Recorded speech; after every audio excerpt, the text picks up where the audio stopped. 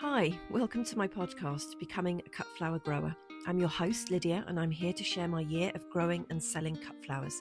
I'll be giving you the lowdown on everything I'm doing and sharing all the highs and lows, the good times and the inevitable disasters, all in real time.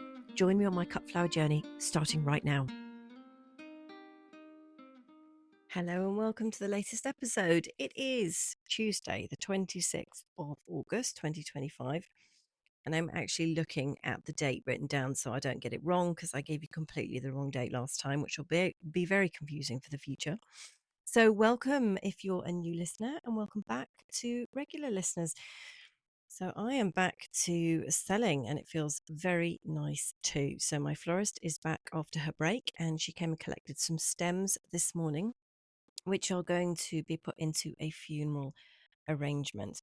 And I sold my first dahlias this morning as well, which should mean that the champagne cork is popping. But because it wasn't looking likely that I was actually going to sell any for so long, I've taken the bottle out of the fridge and then I forgot to put it back in. So there is no champagne cork popping this evening. And ironically, one of the dahlias that went off to this funeral arrangement is called Just Married, which is a bit odd, but there we go. So they've gone, and that is fantastic. And I'm so glad that my wedding florist is back, because it's been really not very nice having a break, actually. And I've also been off the plot quite a bit over the weekend because I was babysitting, which I found quite unsettling. I don't like being away from the plot, and we had quite a busy schedule and a busy weekend, and so I didn't get to spend as much time on there as I would like, and I feel a little bit behind the curve. Now, I'm normally behind the curve anyway, but I feel especially behind the curve now. But I'm very glad that my wedding florist is back, because I feel like it's like back to business. As soon as she's back, like, I'm on the case.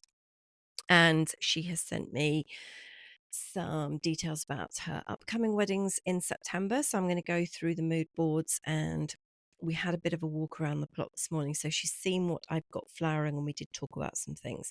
So I can get all prepared for that. And I really love that, because then there's a bit of a schedule and a bit of a routine and a plan, and then a bit of pressure to make sure everything is right for that. So I'm actually really pleased to have that back in the diary.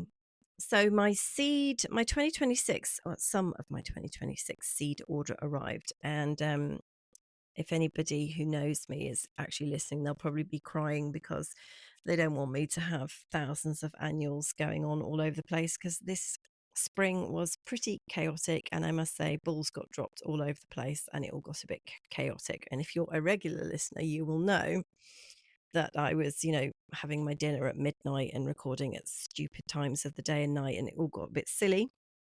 And I did say, I think a month or so ago, that I was going to stick to perennials and woody shrubs and things like that next year, and roses. And then, of course, what happens is that my brain goes, yeah, but you need some annual seeds. You can't just like not have any annuals. So I ordered some, and I'm going to tell you this evening what I've ordered, because they've arrived and it's all very exciting.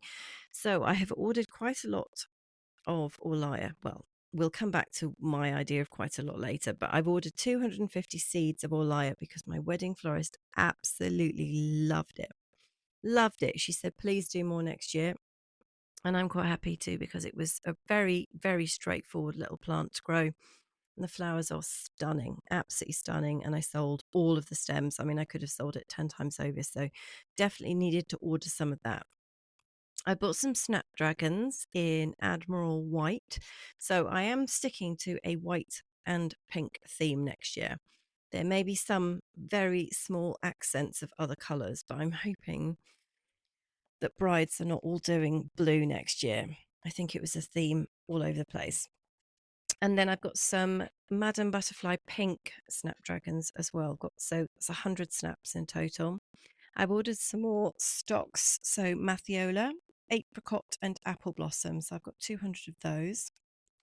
My socks have eventually got going. They got eaten by something as well, which is fine, because you can strip the leaves off. And the blooms are actually really, really gorgeous. But they have been a bit of a learning curve for me. But once they got going, they were fine. They just frightened me to death by not doing anything for months on end. And then I think I stood over them a few times and said, these guys are hopeless. I'm going to pull them up. And then they were like, oh, we better do something. So they have all flowered now very beautifully. I've ordered a couple of hundred cosmos. So I've got double click snow puff and also rose bonbon. And I've ordered some zinnias in Cinderella lilac, which I'm very excited about because that looks like the pale kind of pastel-y colour that I was after. And then some foxglove in Sutton's apricot. Now, I've already got quite a few foxgloves, but absolutely nowhere near as many as I'm going to need. So that's what I've got. And then I've also already ordered a Zinnia Isabellina. I ordered 500 of those. They were on the sale. So if my mum is listening, don't panic. I don't have to sell all of them. Cosmos Double Dutch Rose, 250 of those, and Zinnia Envy, which is the green one. And the florist has mentioned them to me before, and she did mention it again today. So I've got 50 of those. And most of those seeds, apart from the Zinnia and the Cosmos, are the hardy ones, hardy annuals, which we will come back to talking about that later. So that's all of that, which I'm excited to share that with. And then also, I'm back to the batch cooking. Now, regular listeners will know that this normally means I have a really busy / chaotic period of time coming up, and I'm doubting my own ability to feed myself properly at regular times. So I have got a batch of bolognese sauce bubbling away on the hob. The hob that is plugged into a socket that is working. I have still not got around to fixing the electrics at home yet. So half of the place has got lights and electricity and everything functions as normal, and the other half, nothing works at all. And I am supposed to be testing the system, but I need someone to come and help me because the fuse box is outside, and sometimes it trips inside, sometimes it trips outside, and it takes ages to get out and walk. Not because I have a huge house, but it just the way the layout. It takes quite a while to go out. So I thought I will be running around like a crazy person. It would be easier to have somebody just outside, and then they can just flip the switch if it goes. So I do have a technique. I'm supposed to be testing all of the appliances one by one, but I have loads of appliances and it's going to take ages. So I had to go last night, and everything just fizzled out after about 2 minutes and it went completely dark. So not ideal. So I have canned that, and I've actually been having quite a nice time, to be honest, because I have been lighting loads and loads of candles. Now, don't get me wrong, I have lights, but I have center lights on the ceiling, and normally I never ever use them because I don't like them. I have lamps everywhere, so I can't use the lamps. So I've just been lighting candles, and it's really, really pretty. They give off the most gorgeous light. It's very calm and relaxing. And I can't use the TV, which is fine because it's just all rubbish. I mean, there's nothing that I can't get on the laptop if I have time. And mostly I haven't had time and I've been too tired, so I've just gone straight to bed. So that's fine. But that is definitely a task that needs addressing relatively soon, I guess. And the good news is that Dolores, my little duck, is completely fixed. So that is wonderful. So it was a week ago that she went to the vet and she's totally fine now. So that's amazing. I finalised my cut stem order for the flower festival that is taking place this coming weekend in Woburn Green, which is just down the road in Buckinghamshire from me. That was good. So it was a little bit of toing and froing because I'd done an availability list a while ago, maybe a couple of weeks ago, and it really needed updating with what is looking good and what's not. And some things like Achillea the Pearl, excuse me, the little perennial that I put in that I didn't think would flower this year. So I planted it really close together and completely in the wrong place, like basically along a path. That has done really well. And I've been looking for an opportunity to supply that and quoted it on this job. And then it's all gone brown in the last 2 days. So I've had to scratch that from the order, which is annoying.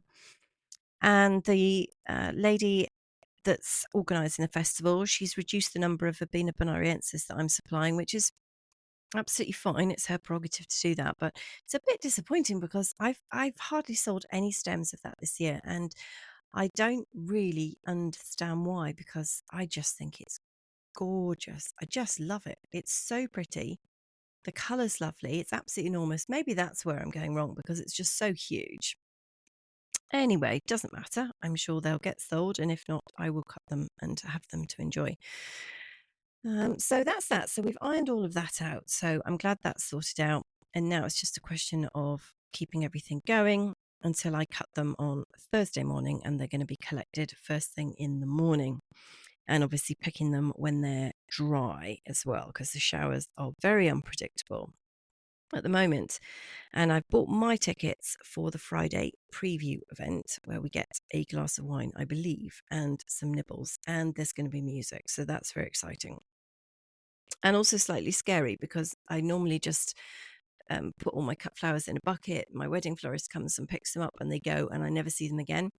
So now I'm actually going to be able to go and see them all beautifully put together by some florists who I don't know, but I'm looking forward to meeting them.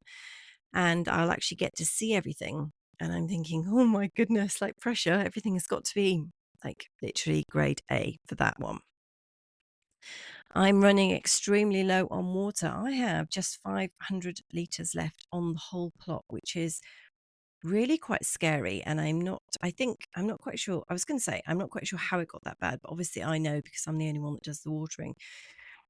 But my mind has been elsewhere over the weekend, and I guess I hadn't really realised how low it had got.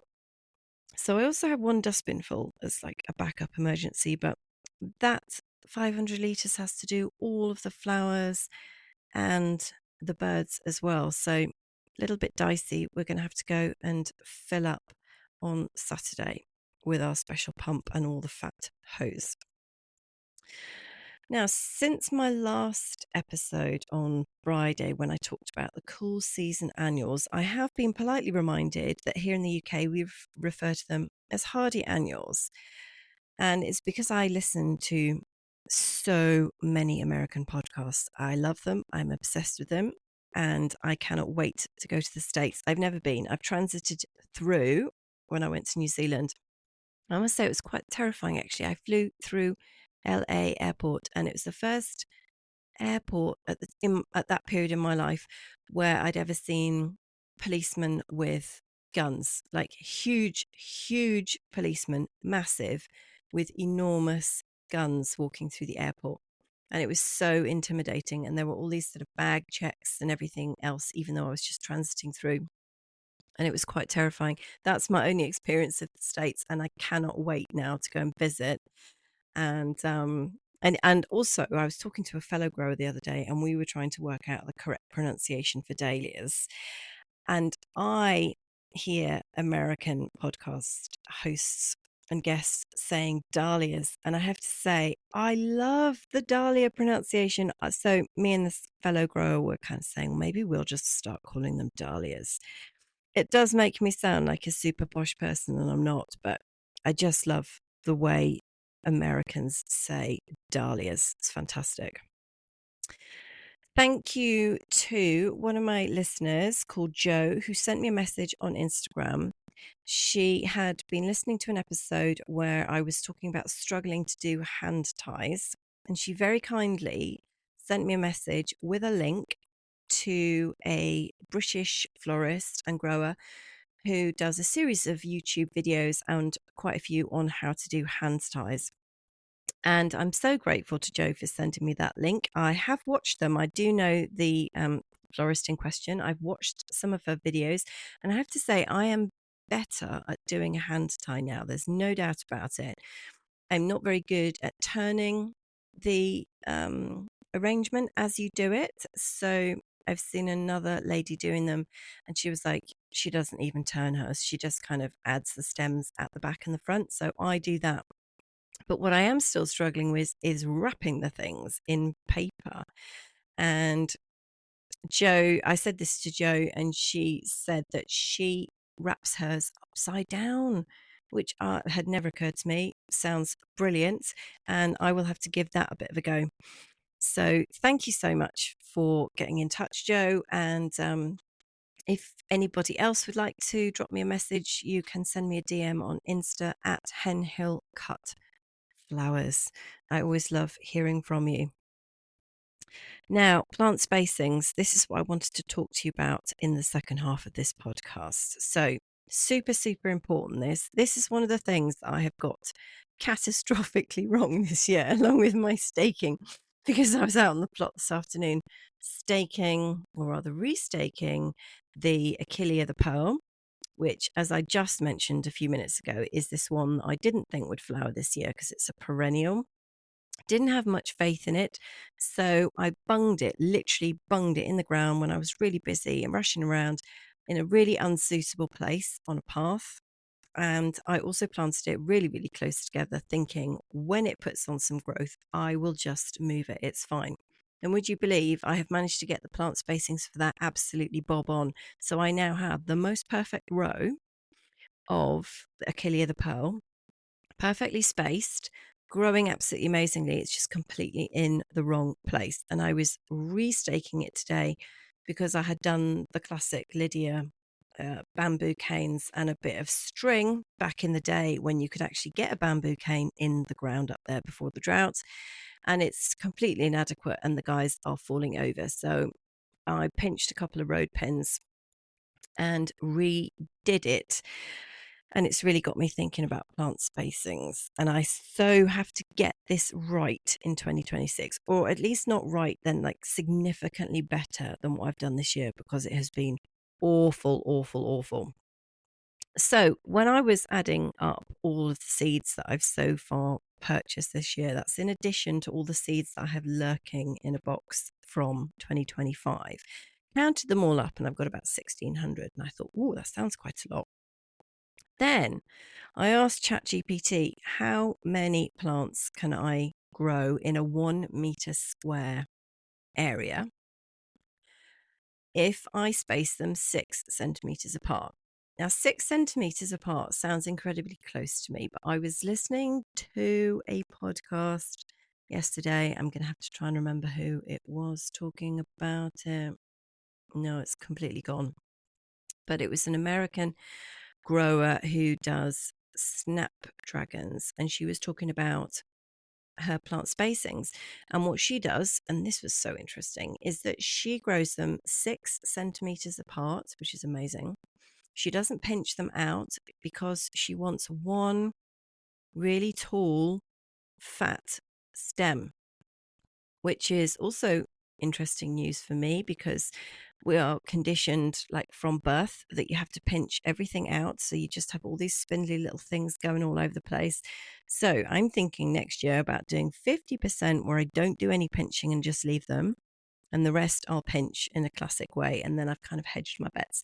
Anyway, this is where I got the 6 centimeters thing from. So I said to ChatGPT, how many plants can I put in 1 square meter if they are 6 centimeters apart? And it went off, had to do a bit of thinking, much longer than it normally has to think about it, honestly. And I thought it would be quite quick on mathematical stuff, but it took a while. And it came back and it said that I could put 340 plants per square meter if they were 6 centimeters apart in staggered rows.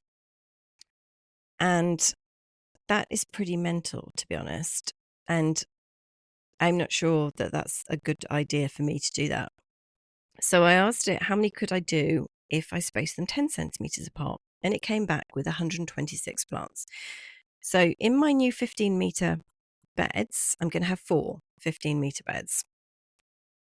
126 plants per square meter times 15 is 1,890. Times 4, that's the number of beds I've got, is 7,560 plants, which sounds an absolutely terrifying number of plants.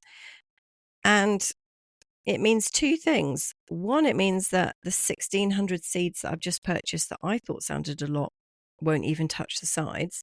And two, I'm not sure how I would even start 7,500 seeds off, because 3/4 of them are cool season or hardy annuals, and therefore can be started out in trays or soil blocks or well, I don't even have that many trays, to be honest. I don't even have that many space. So I've only done that calculation a short while, 10 minutes before I went on this podcast. So the number has completely floored me, and I'm going to have to go and think about how on earth that would look. Because in order to make some serious money from the plot, as opposed to just tinkering around at the edges, which is kind of what this year's ended up being like, I do need to have a large volume of plants. There's no getting away from it. So that's what the 15-meter beds are supposed to be for, with the plants put in really nice and close together to maximize every square meter, to reduce the amount of soil that's left exposed, which is what I've got now, and to help with the staking, because they should all support themselves and then grow up nice and tall. But I am just completely floored by that number of plants, and I think my relatives would disown me if I announced I was going to try and start 7,500 seeds, because I don't have the sort of the front end of the system, if you like. I've got the back end, which is the plot and the field and the beds and everything, but I haven't got the front end capacity. So I need to go away and have a think about that. I guess there are worse problems to have, right? But that number is just like epic, absolutely epic. I can't get my head around that. So I'll be back on Friday, and what I'm thinking about doing is recording part of this episode at the Flower Festival when I go for this preview drinks do. I may have a glass of wine and some nibbles, assuming there is going to be wine. It's in a church, so I'm not sure. And record part of the episode in there, and you will either hear my delighted voice as I realize everything looks amazing, or I'll just be crying because some of the dahlias have shattered or some other catastrophe has happened. But either way, I will be back on Friday, and I hope you have a fantastic rest of the week. And I do hope you'll come back and join me. And I will, yeah, I'll catch you then.